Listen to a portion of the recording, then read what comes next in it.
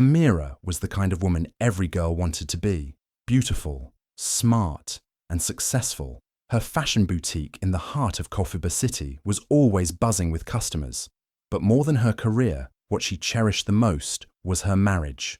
Jumo, her husband, was charming, supportive, and the love of her life. Together, they looked like the perfect couple, laughing at the same jokes, attending parties hand in hand, and always posting sweet photos online. People used to say, "If love looks like this, then sign me up." And then there was Lindi, Amira's best friend since childhood. They had grown up on the same street, shared clothes, secrets, even heartbreaks. Lindi was more than just a friend. She was family. She helped Amira run her boutique, stayed over during sleepovers, and even knew Jumo's favorite meals. When Amira got married, Lindi stood by her like a sister, holding her veil and crying tears of joy. To Amira, her life felt complete. Her dreams had come true. Loving husband, thriving business, and a best friend who was always there. Every night, she would thank God for the life she had. She had no idea a storm was quietly brewing behind her back, a storm that would tear everything apart. But for now, Amira smiled freely, unaware that the two people she trusted the most were already writing a betrayal that would break her heart into pieces. At first, it was just small things. Jumo started coming home late. He'd say, "Meetings ran long," or "Traffic was crazy." Amira believed him. Why wouldn't she? He was her husband, the man she loved with all her heart. But soon, the excuses became more frequent, and his tone more distracted. He didn't laugh at her jokes the same way. His hugs felt quicker, and sometimes when she kissed him, he smelled like a perfume that wasn't hers. Amira tried to brush it off. Maybe he was stressed. Maybe the business was weighing him down. But something inside her whispered, "No, something's off." Then there was Lindi, her best friend, her sister in everything but blood. Lindi had always been full of life, always the first to crack a joke or give a warm hug. But now, she was acting different too. She'd avoid eye contact sometimes, or rush out of conversations when Amira mentioned Jumo. And whenever Jumo's name came up, Lindi would give these weird little smiles, like she knew something Amira didn't. One day, Amira caught them whispering in the kitchen. As soon as she walked in, they both went quiet. "We were just talking about your surprise," Lindi said, her voice a bit too cheerful. Amira smiled, but her stomach twisted. Something wasn't right. Then came the lipstick. Jumo's shirt had a faint lipstick mark on the collar, not hers. Amira never wore that shade. Too bright, too bold. When she asked about it, he laughed it off. "Must be from the office," he said. "People bump into me all the time." She wanted to believe him. She tried to believe him. But at night, when he turned away in bed, and Lindi suddenly became too busy to hang out, the doubt grew louder. Her mind started connecting the dots she didn't want to see. Late nights, whispered calls, avoided glances. That lipstick, that damn lipstick. Amira began to feel like a guest in her own life. Like everyone else knew a secret, and she was the only one left in the dark. Her once perfect world was starting to crack, piece by piece. But still, she didn't say anything. She kept smiling, kept playing the role of the loving wife, kept hoping, praying that it was all just her imagination. But deep down, something inside her had already started to break. It was just another normal afternoon, or so Amira thought. She had finished her client meeting early and decided to surprise Jumo with his favorite snacks from the market. Maybe, she told herself, things had just been stressful lately. Maybe some small gesture would bring back the warmth they once had. With her heart full of hope, she unlocked the front door and stepped inside quietly. The house was too quiet. No TV, no music, no sound of movement, just silence. But as she walked toward the bedroom, she heard something. Soft voices, low and familiar. Her heart skipped. One of them was Lindi, the other, Jumo. Amira froze. She stood just outside the bedroom. The door was half open, like it had been left that way by mistake. Through the small gap, she heard Lindi's laugh. Soft, breathy, not the way she laughed with her. Then Jumo's voice, calling Lindi's name, in a way he had never said Amira's. It was a voice full of desire, not friendship. Amira's world slowed down. Her mind went blank. She didn't want to look. She shouldn't look. But her feet moved forward anyway. She pushed the door open, just a little more. There they were, Lindi, Jumo, half-dressed, caught in a moment that ripped everything apart. Time stood still. They looked at her, frozen, guilty, like children who'd been caught stealing. No one said a word. The room was full of silence, but it screamed louder than anything Amira had ever heard in her life. Her hands trembled, her throat dried up, and in that one moment, the fairy tale ended. Amira stood there, frozen, her hand still on the doorknob. Her heart thudded so loud she could hear it in her ears. Time slowed. Everything felt unreal, like a nightmare she couldn't wake up from. In front of her were the two people she loved the most, standing half-dressed, their faces pale, their eyes wide with shock and guilt. Jumo opened his mouth to speak, but no words came out. Lindi looked like she wanted to vanish. Her hands tried to cover herself, but there was no hiding from what Amira had seen. The silence in the room was heavy, thick, like it could crush them all. But Amira didn't scream. She didn't cry. She didn't throw things or ask why. She just looked at them, really looked. Her gaze was calm, but her eyes, those eyes held storms. Inside her, everything was breaking. Her heart cracked open, but her face stayed still. She took a breath, one slow, shaky breath. Then, with a voice so steady it didn't feel like her own, she said just one word, noted. And then she turned around and walked out. No drama, no shouting, just that single word that carried the weight of 1,000 tears. She walked down the hallway like a ghost. Her legs felt weak, but she didn't let herself fall. Her mind was spinning, memories flashing in fast forward. Her wedding day, the late-night talks with Lindi, Jumo's promises of forever, all of it, now stained with betrayal. In the kitchen, she stood still for a moment. She looked at the snacks she had bought for Jumo,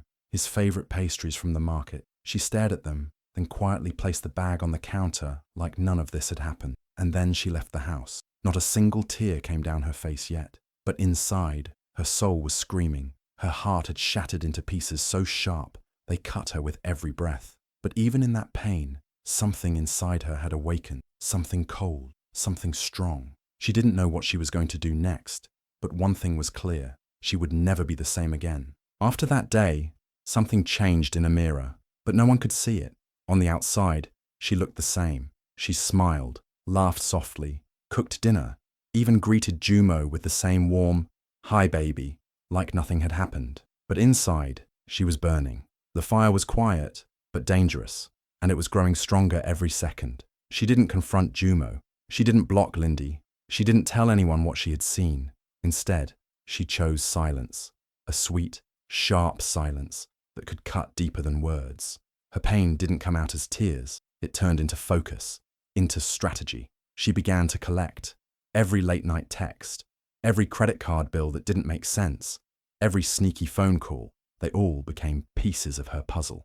Amira downloaded backup copies of chats from Jumo's phone when he left it unattended. She smiled at him while secretly forwarding screenshots to her own email. She even placed a small recording device in the living room, right where Lindi and Jumo used to sit and whisper. She visited the boutique like always. She laughed with clients, joked with staff, and acted like life was beautiful. But behind the scenes, she kept printing photos, organizing files, building a folder, her own little case file of betrayal. She gave it a name in her mind: For the Final Day. Every time she saw Jumo scroll through his phone and smile, she smiled too. But her smile was not the same. Hers was tight, controlled, hiding a storm behind her eyes. Every time Lindi texted, "Miss you, bestie," Amira replied with a heart emoji. She even hugged her when they met.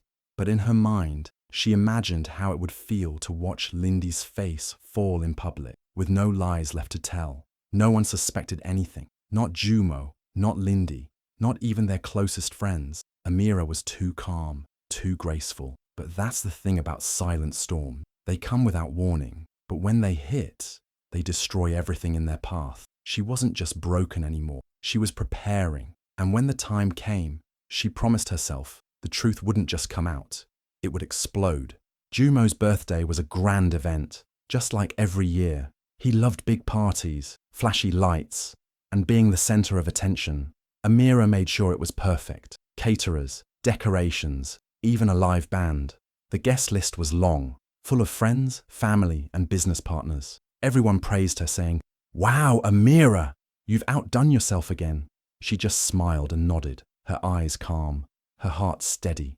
Lindi was there too, dressed in a stunning red gown, laughing like nothing had ever happened. She waved at Amira from across the room like everything was normal. Amira waved back. No one saw the tightness in her fingers, the fire hidden behind her soft eyes. After dinner, as the cake was brought out, Jumo stood on stage with a wide smile. Cameras clicked, glasses clinked. Amira took the mic. "Before the cake," she said sweetly, "I have a little surprise video for Jumo. A gift from the heart." The lights dimmed. Everyone turned toward the projector. The screen flickered to life. At first, it showed cute memories, photos of Jumo and Amira, vacations, celebrations. Everyone smiled. Jumo looked touched. But then, the screen changed. The footage switched to hidden camera clips. Jumo's voice, Lindi's laugh, their whispers, their stolen kisses, scenes from the bedroom. Proof, clear, undeniable. Gasps filled the room. Someone dropped a glass. A woman covered her mouth in shock. A man muttered, "No way." Jumo stood frozen, his face drained of all colour. Lindi looked like the floor had fallen beneath her. She tried to walk away, but all eyes were on her. The music had stopped. The room was completely still. Amira stood tall, calm. She didn't cry, didn't shout. She simply walked off the stage, picked up the knife and sliced the cake. "Anyone want dessert?" she said with a smile. And just like that, the party was over. But the story was just beginning. The morning after the party, the internet exploded. Someone had recorded the entire scene, the video on the projector, the gasps, the silence, even Amira's calm, "Cake, anyone?" moment. By sunrise, it was everywhere. On Facebook, on Instagram, on gossip pages, on TikTok, with dramatic music in the background. People couldn't stop sharing it. Everyone had an opinion. Everyone had something to say. Fashion queen exposes cheating husband at his own birthday. Best friend turns into backstabber. Caught on tape. Wife's savage revenge goes viral. News blogs picked it up. Local media channels ran the story. Even gossip sites from other countries started posting about it. Amira's name trended for hours. People praised her grace, her silence, her strength. Memes were made. Fan pages started calling her the Silent Storm. Jumo's world crashed overnight. His company, known for its clean image and high-profile clients, released a statement. They called his behavior unprofessional and damaging to the brand. By noon, he was officially fired. Sponsors dropped him. Business partners cut ties.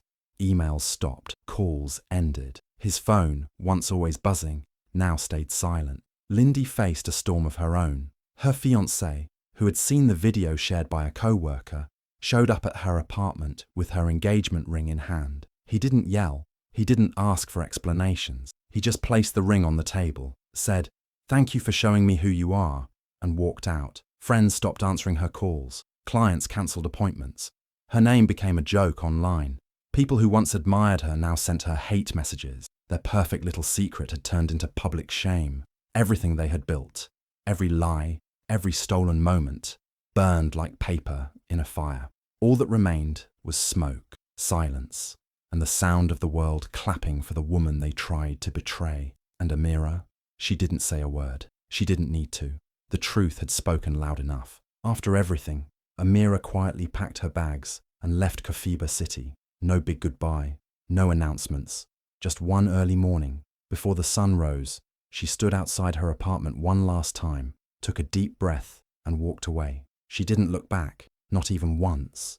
She moved to Nairo town, a quieter place, surrounded by hills and a slower pace of life. Most people there didn't know her story, and that's exactly what she needed. A fresh start, not as Jumo's wife, not as someone's victim, but as Amira, just Amira. She rented a small space near the town centre. It wasn't fancy, but it had big windows and warm light. That's where she started designing again, not for clients, not for trends, but for herself. Clothes that felt bold, brave, unapologetic, pieces that spoke of survival, strength, and rebirth. Soon, she launched her own brand, Amira Reborn. The name said it all. At first, it was just a few customers, but word spread fast. People who had watched her story unfold online started visiting. Women messaged her saying, "You gave me courage." Influencers began wearing her designs. Fashion magazines featured her comeback, not as the wife who was cheated on, but as the woman who rose after it. She hired local women, trained them, gave them jobs. Her boutique became more than just a shop. It became a safe space, a place full of stories, colours, and quiet power. Amira walked through it every day with peace in her heart and purpose in her eyes. The pain didn't disappear, but it transformed. It became fuel. She had been broken, but not buried. And now, in Nyoro town, with her name shining on the front of her store, she was not just living again, she was reborn. Jumo's world had gone completely dark. The man who once stood tall in boardrooms now spent most days in bed, curtains drawn, barely eating or speaking. Depression crept in slowly, but took over everything. He kept replaying the birthday night in his head. Amira's calm face, the silence in the room, the shame that followed. His phone barely buzzed now. Friends had distanced themselves, work offers stopped, and every time he stepped outside, he felt eyes on him, judging, whispering. He missed Amira more than he thought possible, not just as a wife, but as a person who brought light into his life. But it was too late. He had broken something pure, and now all that was left was emptiness. Lindi, on the other hand, thought things would blow over. She thought people would move on, but they didn't. Every job interview ended in a cold rejection. Clients backed away. Old friends blocked her. Her fiancé was gone. Her social life, dead. All the smiles and sweet words she once used to charm her way through life had lost their magic. At first, she reached out to Jumo. They tried to comfort each other. But soon, the blame started. "This wouldn't have happened if you kept your mouth shut," Jumo snapped one day. "Oh, please," Lindi fired back. "You were the married one, remember?" They started fighting more and more. The connection they once called love now felt toxic, bitter, full of resentment. They didn't even trust each other anymore. Deep down, both of them knew the truth. What they had wasn't love. It was built on lies, stolen moments, and betrayal. And now, everything was falling apart. They were alone. No partners, no friends, no careers. Just two people sitting in the wreckage they created together. And somewhere far away, Amira was living her new life. While Jumo and Lindi, 3 years had passed.